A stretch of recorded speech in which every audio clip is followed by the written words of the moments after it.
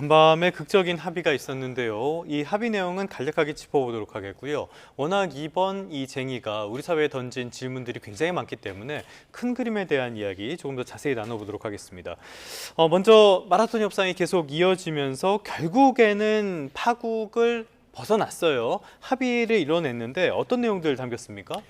사실 이제 여러 가지 쟁점들이 있었죠. 뭐 항상 협상이라는 건 쟁점들이 깔려 있는데 노조 측이 가장 강력하게 원한 것은 흔히 말하는 우리가 받는 성과급의 상한을 어떻게 할 것이냐. 네. 원래 삼성전자의 성과급에는 상한 같은 것, 상한이 정해져 있었기 때문에 근데 이제 반도체 실적이 너무 좋다 보니까 이런 실적을 분배받으려 그러면 이런 상한을 없애야 되는 이런 이슈가 있었는데 이번엔 상한을 뭐 사측에서 대승적으로 받아들여서 상한을 없애는 쪽으로 갔다라고 보시면 될 것 같고요.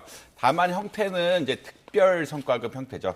특별 성과급이라는 건 어떤 거냐면 이 반도체 부분에 한해서 특별하게 성과급을 주겠다라고 이야기를 하고 있고 그리고 이 특별 성과급의 지급 조건에 대한 이야기도 나와 있다. 지급 조건이라는 것은 결국은 매년 영업이익이 얼마 이상 됐을 때 특별 성과급이 지급된다라는 이런 이야기라고 드릴 수 있을 것 같습니다. 그리고 반도체 분야에 한해서 특별 성과급 제도하고 이제 상한 같은 것들을 없앴다라는 큰 특징이 있고요.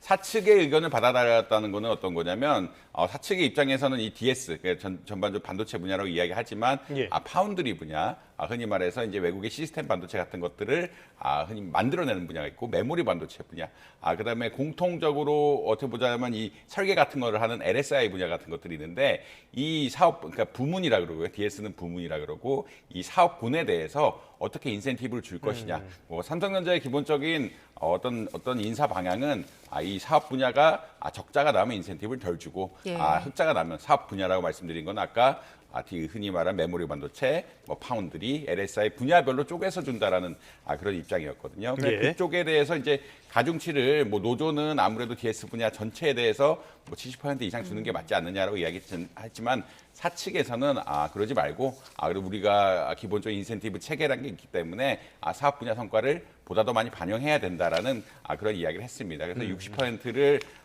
그 사업 분야별로 한 거고 이제 부문에 한 40% 비중을 둔 것으로 한 것이다라고 볼 수 있을 것 같습니다.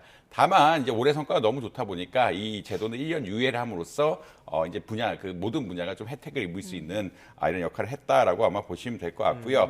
결국 근데 이제 이것은 사실 반도체 분야에 한정된 어떤 특별 보너스에 대한 이야기고 사실 영업이익에 대해서 뭐 10% 15% 여러 가지 갈등이 많았는데 이 영업이익 한 15% 선으로 결정을 내면서 이제 12.5 죄송합니다. 12% 수준으로 결정을 내면서 노사 합의가 마무리됐다. 마무리된 건 아니죠. 사실 합의안이 도출이 된 거고 이걸 투표를 통해서 마무리를 해야 된다. 이런 말씀 드릴 수 있을 것 같습니다. 네, 내일부터 이제 투표에 들어가고 이게 투표가 통과가 되면 향후 10년 동안은 이 특별 경영 성과급이 지속이 되는 건데 상당한 금액이잖아요. 이 정도면 앞으로 기업 투자에는 큰 영향 없습니까? 사실 이제 기업 투자에 대한 우려가 분명히 있는 건 사실이죠. 그리고 우리 영업이익이라는 것이 보통 어떻게 결정되냐면 이제 매출에서 비용 같은 것들, 원자재 비용이라든지 인건비를 빼고 추가적으로 뭐 12% 그러니까 큰 틀에서는 추가적으로 한 12%의 재원이 이제 흔히 말하는 성과급으로 나갈 수 있다라는 이야기라고 보시면 될 것 같거든요.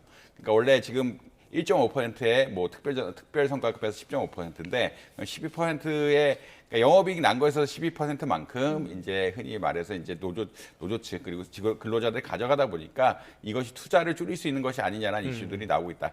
특히나 지금 반도체는 팹이라 그러는데 반도체 생산하는 시설 팹이라 그러는데 이전에 비해서 예전에는 팹 하나를 만들려고 하면 한 30조 정도 들었다라고 이야기하는 지금은 60조 가량 든다라고 이야기하고 있거든요. 그만큼 워낙 기술이라든지 이런 것들이 좋아지면서 기술이 좋아진다는 얘기는 그 장비 시설의 어떤 질 같은 것도 높아지게 되고 이 비용 같은 것도 올라간다라고 말씀드릴 수 있겠고요. 전기료라든지 이런 전반적으로 이런 생산시설 비용 같은 것들이 올라가다 보니까 투자에 대해 좀 부정적인 영향이 있는 것이 사실이 아니냐 이런 이야기는 나올 수 있겠습니다.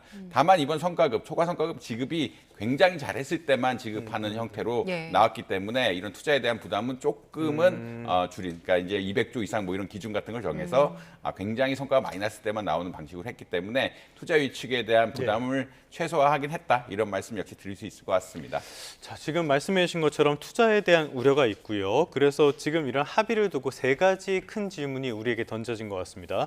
첫 번째로는 이렇게 예상치 못한 초과이익을 어떻게 배분해야 될 것인지가 하나 있을 것 같고요. 노조의 이기주의 문제가 또 하나 있을 것 같습니다. 세 번째로는 여기서 발생한 초과세수, 이건 또 어떻게 써야 되냐 이런 문제가 있을 것 같은데요. 하나하나 짚어보도록 하겠습니다. 먼저 초과이익 문제인데요. 노조, 일반적으로 주주는 자녀 이익을 청구한다고 이야기를 하잖아요. 남는 이익은 주주 거라고 생각을 하는데 지금 노조가 이런 이익을 계속 요구를 했기 때문에 주주한테 갈 몫은 오히려 적어졌다라는 평가도 있거든요. 이런 초과이익, 이런 것들은 어떻게 배분하는 게 맞다고 보십니까? 사실 이제 죄송합니다. 사실 이제 아무래도 회사의 주인이 주주다 보니까 네. 주주 입장에서는 당연히 가져가는 게 맞다. 그러니까 우리가 사실 주주는 주식을 가지고 있고 주식을 가지고 있다는 것은 주가의 변동성에 굉장히 많이 노출이 되어 있다는 이야기거든요. 주가의 변동성에 노출이 되어 있다는 것은 위험의 대부분을 주주가 가지고 있다라고 말씀드려도 뭐 크게 어긋난 부분은 아니다라고 말씀드릴 수 있겠습니다. 네. 그렇기 때문에 이렇게 성과가 좋게 나오면은 그 부분을 결국은 주주가 대다수 가져가야 된다는 데는 사실 동의할 수밖에 없다. 왜냐하면 이 자산의 리스크를 다 주주들이 지고 있기 때문에 네. 이런 부분에서는 동의를 해야 된다는 말씀드릴 수 있겠고요. 결국 영업이익이 나면은 투자하고 결국 배당을 받는 건데 이 영업이익의 일부를 또 이게 흔히 말해서 근로자들이 가져가게 되면 뭐 배당이 줄어들 수밖에 없는 이런 상황들이 오기 때문에 아무래도 주주에 대한 부분들은 좀 고려가 더 많이 돼야 된다고 보실 수 있을 것 같습니다. 다만 이렇게 좀 많이 나왔을 때는 비율적으로 얼마나 이제 나눠야 되는가가 이제 주주하고 노조 간의 갈등 혹은 근로자의 갈등이라고 아마 보실 수가 있는데 지금 기준이 왔다 갔다라고 할 수 있는 것 같아요. 사실 SK 하이닉스가 10%라는 기준을 먼저 세워버려가지고 이 삼성전자라든지 그 이후의 대기업들이 SK 하이닉스 기준을 좀 따라가는 양상들이 있긴 한데 이것이 사실은 최근에 뭐 주주 이 정도의 영업이익 배분안 같은 것들은 흔히 말하는 일반적으로 노사 합의가 아니라 주주총회를 의해서 결정해야 되는 것이 아니냐라고 할 그렇죠. 정도로 예. 지금 안건이 세게 나오고 있거든요. 결국은 그러니까 15% 영업이익이 15%라는 얘기는 지금 300조라고 이야기를 하고 있으면 뭐 45조 가량은 주주들이 덜 갖고 간다고 생각할 수가 있기 때문에 주주 입장에서도 굉장히 큰 이슈긴 하다라고 말씀드릴 수 있겠습니다. 그게 이제 사실 몇 퍼센트를 가져가야 되는지에 대해서 합의가 안 나왔기 때문에 이것을 차근차근 검토해 가야 되는 이런 과정이라고 보시면 될 것 같고요. 물론 이제 대다수는 가져가지만 일부 근로자에 줘야 되는 분명히 이슈는 있고 다만 아까 말씀드린 것처럼 이 금액에 대해서는 계속 주주하고 뭐 흔히 말하는 근로자 측에 갈등이 있을 수밖에 없다. 이런 말씀 드릴 수 있을 것 같습니다.